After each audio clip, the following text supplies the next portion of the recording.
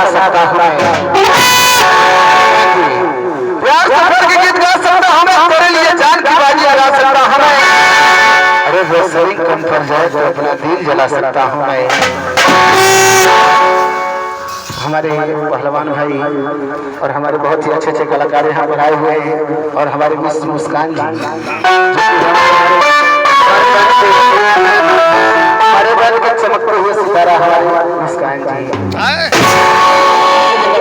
चलते हैं चोरी हाथी लाठी बिंदिया हार का करी आई देखी कौना भाव में कह दिया अपना मरद से फोन लगा के, लेकिन कौना भाव में पप्पू भैया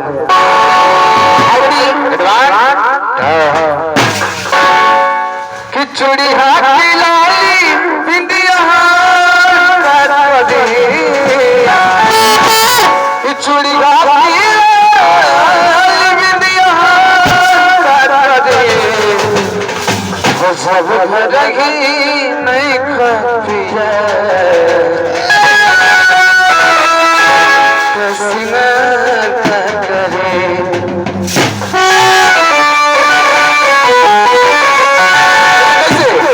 चोरी घाट बाली बिंदिया